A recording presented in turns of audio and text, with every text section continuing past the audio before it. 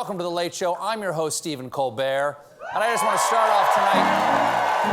off with a happy Valentine's Day to everybody. It's not only in here, but out there. Happy Valentine's to everybody who's watching. It's almost midnight, and you're doing the sexiest thing there is.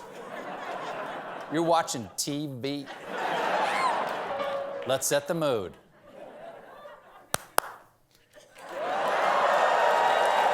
That's right.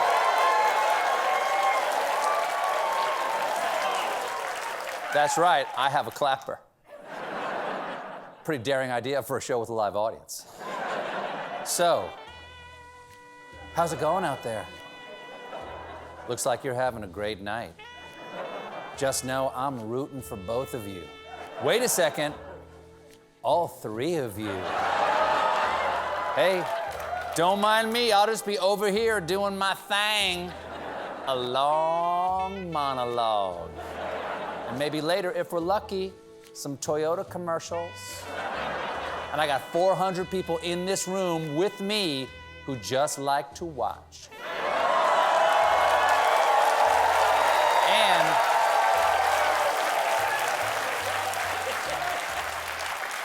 And it looks like they're down for anything because they're all wearing masks. And I'm...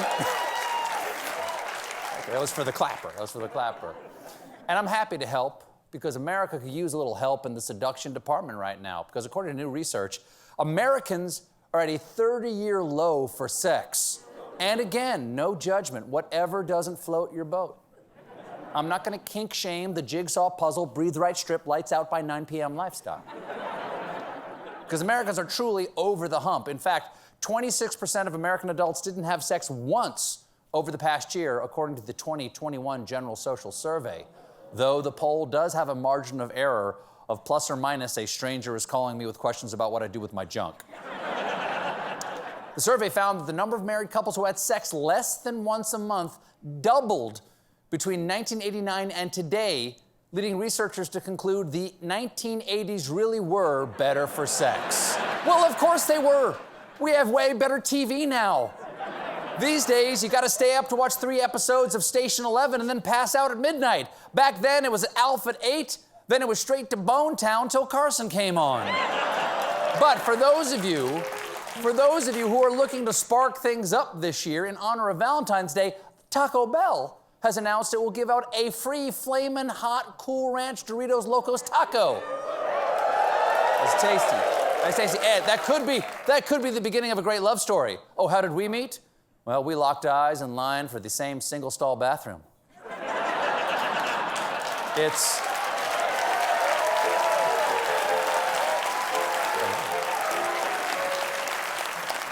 And it has been a Baja Blast ever since. Speaking of romance, football.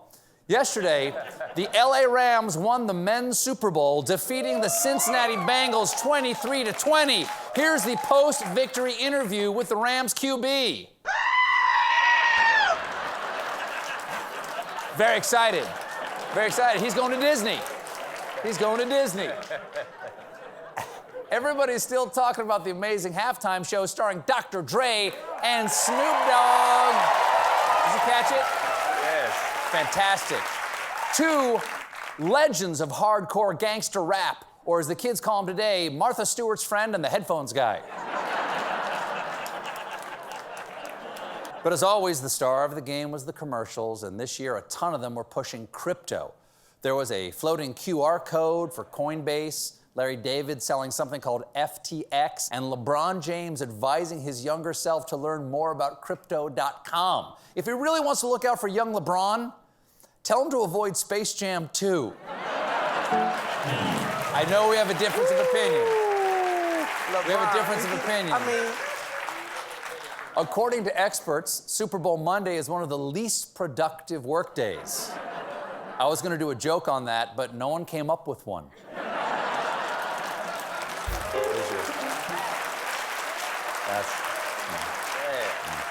A good, clean joke.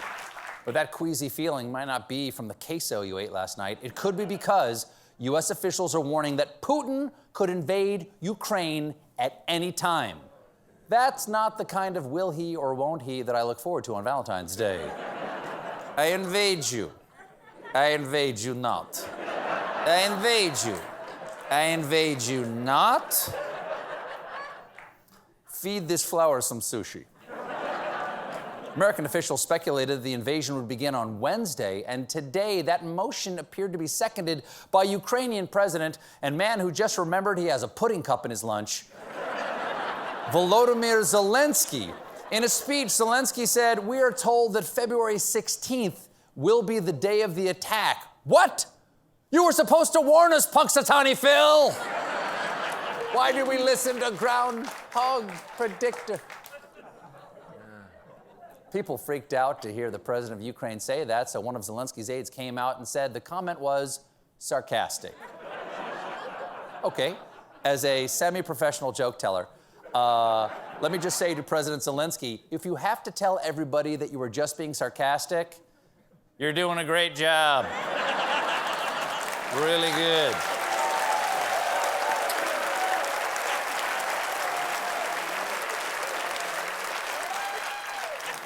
Diplomatic efforts are continuing, but so far no progress has been made. Over the weekend, President Biden spoke with Putin for more than an hour by the phone. I tell you what, Vlad, this whole thing reminds me of the time my Uncle Pippi threatened to take away our hooping sticks for kicking up her rumpus. Pippi's candy shop was across the main drag from the movie house where you could sneak in the side door and see the latest talkie. Hello? Hello? Somebody cut the trunk. Oh, that's a hand. That's a phone. Somebody get him back on the horn. On the call, Biden warned that if Russia invades Ukraine, the U.S. and its allies will respond decisively and impose swift and severe costs. Sounds scary, but according to one Russian official, we don't give a about all their sanctions. Of course, I can't say that on CBS, but this guy clearly does not give a According, they don't. Not me. It's not me, John. It's turning to the pandemic. The number of cases of Omicron has gone down radically. So, yes. Woo. Everyone can start to relax and then tense up again because chicken producers are warning about a fast-spreading bird flu spreading across the U.S. Hey, chicken producers, maybe next time pipe up before we spend an entire Sunday face first in a tray of buffalo wings. A little Punxsutawney Phil. Now, bird flu isn't a big risk to humans, but the last outbreak in 2015 killed nearly 50 million birds, mostly turkeys and chickens. That's 2/3 of a turducken. If this happens again, Americans will have to come up with a new multi-animal treat. I'm gonna say Hamburg guinea pigeon. Returning to our first pandemic, already in progress, it's been over 2 years now, and everyone is sick of it. You wanna know how bad things have gotten? Canadians have become impolite. Eh?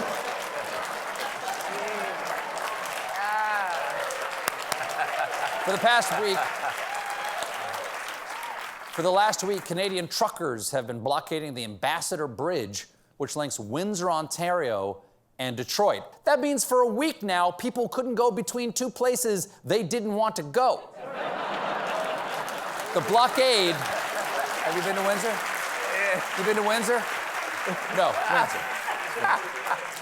The blockade had a devastating economic impact because the bridge is the busiest U.S.-Canada border crossing, carrying 25% of all trade between the two countries. Our Canadian imports were threatened. America was on the brink of a strategic shortage of sexy Ryans. The truckers, who call themselves the Freedom Convoy, are protesting a new Canadian mandate requiring them to be either fully vaccinated when crossing the border or face a 2-week quarantine. And over the weekend, a Canadian judge issued an injunction. The police cleared the bridge, arresting about 30 protesters who now face a maximum penalty of $100,000 and up to a year imprisonment. You hear that, truckers? Your refusal to drive your trucks means you could be forced to spend a year in a metal box peeing into a bottle.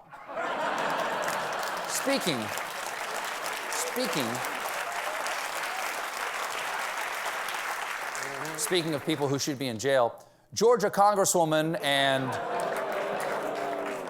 Terminator sent back to make sure Americans are too dumb to invent Skynet. Marjorie Taylor Greene. Over this past week, Greene made the TV rounds complaining about the scope of the January 6th investigation. Now, we were off last week, but she said something so dumb that we almost came back to do a special live show just to talk about it. This damn close. That close. I was at the airport. I was getting on the plane.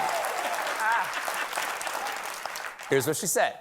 They're investigating our staff, looking at their social media. Everything is completely out of control. Not only do we have the D.C. jail, which is the D.C. gulag, but now we have Nancy Pelosi's Gazpacho police spying on members of Congress. Yes.